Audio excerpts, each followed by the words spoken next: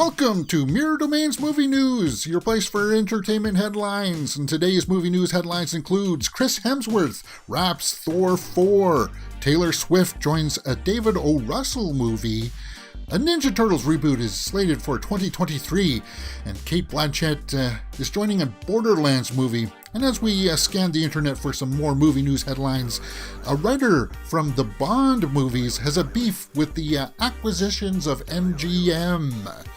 This is Mirror Domain's Movie News. In this video, I go over the daily movie news headlines and share my thoughts with you all. I give it to you straight, with no fluff. So all of these headlines can be found in time codes in the description, comment section, and on that bar there on YouTube. With that being said, let's get right into today's stories by looking at Thor. Thor Love and Thunder is finally wrapped, and Chris Hemsworth took to his social media to share a photo with us with Taika Waititi. Now this is a color image, but he released a black and white one with a little bit of a quote, so we'll read that quote right now. "That's a wrap on Thor Love and Thunder," Hemsworth wrote. It's also National Don't Flex Day, so I thought this super relaxed photo was appropriate. I see what you did there.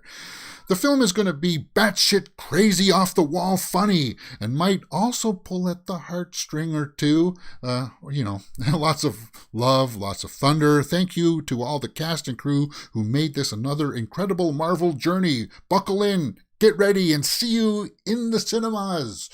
Yeah, and I was flexing there too. I was trying to be as beefy as he is. Look at those pipes, guys. I'll blow that up for you guys. Oh my God, that's sick. You must be cutting too. He's got 6% body fat there, and Taika Waititi there is obviously playing Korg, because we can see the head of him there. But Chris Hemsworth, oh my God, look at those pipes. Puts me to shame. Moving on. Taylor Swift is joining a David O. Russell film. Now, guys, Taylor Swift is one of my favorite musicians and artists overall out there right now. She writes her own music, produces it, she records it, she directs her own music videos, and she's been in movies before, so that's cool. She's multi-talented. I respect that. Say what you will about the Cats movie. I know. But if you watch her Netflix documentary, Miss Americana, she gives some great insights into her creative process. I totally respect Taylor Swift. I know that a lot of people like to just attack her for things, but I think she's cool, really cool. But let's talk about this David O. Russell project. Taylor Swift will be back on the big screen, appearing in David O. Russell's latest film. The movie stars Margot Robbie, Christian Bale, John David Washington, that's a massive cast. It is. Rami Malek, Zoe Saldana, Anya Taylor-Joy, Chris Rock, Mike Myers, Robert De Niro, Michael Shannon, and Timothy Olyphant. Mike Myers is coming back for this. We haven't seen enough of him. I know that he's semi-retired, but that's cool. The New Regency project, okay, so it's being put out by New Regency. We'll see Russell direct his own script. He's being produced by Matthew Budman. But plot details for this have been kept under wraps, with the movie having already completed production in L.A. Okay, so it's completed now, so is Taylor being put in post, or has she already shot it? I'm guessing that it's going to be a small role anyway, but 20th Century Studios will release the project with no release date set just yet. But what is this project? Okay, we've got some images of Christian Bale, Margot Robbie there, and I think that's John David Washington. Look at their clothes. It's got to be a period piece of some kind. And yeah, that is John David Washington there in the background. And there's also an old car. So it's got to be a period piece of some kind, a period piece, right? There's Anya Taylor-Joy. Wow, she is just absolutely stunning. And she's doing a photo shoot with Hollywood Reporter. I think she's doing one of those actors of the round table. She's talking about her acting experiences with other actors. Wow. But also, wow, is Taylor Swift. And her joining this cast is amazing, because not that she doesn't need the exposure, but I just feel like that's cool news. Taylor is one of my favorite people out there, so that's cool. The Teenage Mutant Ninja Turtles are coming back to the big screen in 2023. That's cool. We've heard rumblings of this project for a while now, but nothing really has materialized. Was it going to be live action? Was it going to be a CG? Well, we got some information today by Seth Rogen. He is going to be producing this, apparently. Yes, that's Seth Rogen. He went to his Twitter and he released an image saying that August 11th, 2023 is the date that it's shooting for. It's going to be released. And it's an image of Leonardo. It says, Leo likes to take notes too, like I used to. So I'll blow that image up a little bit here. Basically, it looks like he goes over different types of mutations. And I think it's supposed to be addressed to April O'Neil. It's going to be dissected by a bunch of people out there on YouTube making videos about this. What can it possibly mean? What can it mean? I'm just here to tell you, hey guys, August 11th, 2023 is going to be the next movie for TMNT. That's cool. I like that. I think that's cool news. Let's just read the quote that came with the story too. Last year, Rogen revealed that the film will lean more towards a coming-of-age story that has been left out in previous adaptations. Has it, though? The 90s version, the live-action one, was pretty coming-of-age. Raph and Leo both had trials that they went through. Yeah, the CG animated project is set to be produced by Rogen and a whole bunch of people I'm not going to read to you because that's boring. Brendan O'Brien is attached to pen the script. Oh, so the script isn't even done yet. Okay, well, that's cool that Rogen's doing this, though. He's diving into passion projects, and that's cool. What else is here that you need to know? Nickelodeon Animation Studios is doing it, and it's going to be put out by Paramount Pictures to handle the distribution for film globally. So that's cool. But as I said before, they've had these animated turtle movies, and the last one that I saw that came out in theaters was actually fairly well done. I like the interactions between Raph and Leo, and that was pretty much coming of age. So I don't know what they're talking about. I just hope they don't go for that blocky look that you see on the TV shows sometimes. That's not my bag. I want them to look a little bit more realistic. CG, obviously, but a little bit more realistic. I don't know if they can go that realistic, though. That would be cool if they could do that. Yeah, I want them to really, really get Shredder right. They really haven't done him well since the 90s movie. And I want to see him get a moment to shine and have some menace. Because if they can do that, then yeah, the Turtles are cool, man. I want to see their stories. But it's going to be animated, and we'll see how that news comes out. I'll give it to you as I learn it, guys. IGN is reporting that Super Mario Bros.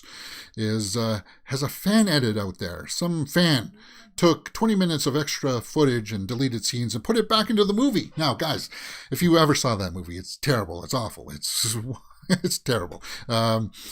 It came out in 1993. It bombed at the box office. It had the worst scores, as you can see there. It came out at a time when producers and executives had no idea how to handle this type of property. They didn't have the budget to film something like this. And they also cast an Englishman and a Latino to play Italian American plumbers. So, I mean, come on. Yeah, they didn't have that right. But if you are curious about that fan edit, I just thought I'd bring that to your attentions. Borderlands. Yesterday on the show, we saw this image from Borderlands it was put out by Jamie Lee Curtis on the Reddit Roundup. And we didn't know too much more about it, but I guess this is now revealed to be the character of Lilith. Lilith from the game. Lilith, if you've played the game, then let me know if this is something that you want to see. The silhouette looks okay. Yeah, it looks like it's going to be somewhat accurate, but Lilith is going to be played by Cate Blanchett. So, the acting is going to be top-notch. The acting is going to be top-notch for sure. I'm curious to see where this is going because when we looked on the IMDB yesterday, we saw that the cast was huge for Borderlands. Cate Blanchett, Jack Black, Haley Bennett, Gina Gershon, Jamie Lee Curtis, Kevin Hart, really, and Edgar Ramirez. Really. Edgar Ramirez is in that too. Wow, that's a big cast. My only reservation to this would be, well, it's being directed by Eli Roth, and he's done movies like Cabin Fever, Hostel 1 and 2, The Green Inferno, so he's been hit and miss. And that Death Wish movie remake was awful. It was terrible, but Borderlands movie. Are you excited about this? I think I am. I want to know if this is going to be cool, and I'm holding out for this. So, with that being said, let's go online and take a look at any other movies, stories that may jump out at us by going to my coming soon page. Scarlet Witch will regain her accent in Doctor Strange 2. Really? Well, we saw that she was starting to get a little bit back in WandaVision. It was on and off again, but they kind of explain that. Now, if you read this article on Coming Soon, you'll see that it was actually the Russo brothers during Civil War. They said that she's been in America for a while, so she can start having a softer accent. And that's why she started to lose her accent. But Olsen says that she's got no problem with it being there now that she feels a little bit more of an ownership to the characters. She wants to bring it back to some of its roots, but we'll see how that goes. I just thought that was kind of interesting. People are talking about it. So what do you think? Scarlet Witch? Accent? Doctor Strange 2? I want to see where this is going to. Her character is up there with one of my favorite characters in the MCU now, especially after WandaVision. Haley Steinfeld, Hawkeye's Haley Steinfeld discusses bringing Kate Bishop to the MCU. Yesterday we talked about Kate Bishop and Haley Steinfeld working with the bow. She really liked working with the bow, and I felt like that was a story I would want to bring to your attention, because Haley Steinfeld is sort of like Taylor Swift, and the fact that she's multi-talented, and she's one of those people that when she starts a project, she just dives in and gives it her all. That's cool. And something that she says in this article, if you read it, she says she's glad to be joining a world filled with endless amounts of references and information. So she's reading the source material. She's fully immersed herself into this character, and that's cool. That's awesome. Kate Bishop, I don't know too much about her because I haven't read a lot of the Hawkeye comics, but I'm interested in the series. It's not slated for any release date just of yet, but it's still saying on the Marvel website for later this year. It's all in the can now, so it should come out this year. So we'll get a release date for this soon. I'll try it later, maybe, guys. I'm sorry about that. I'll try to edit out some of this stuff and leave whatever story bits are good and usable in the actual final edit. I'll try to do the live stream again here after I have my lunch and see if we can get a better stream quality then. I don't know why this crashed. It shouldn't have. I'm not using that much CPU. Okay. You're watching Mirror Domains Movie News, your place for entertainment headlines. If you've liked what you've seen, please hit that thumbs up button and subscribe right there.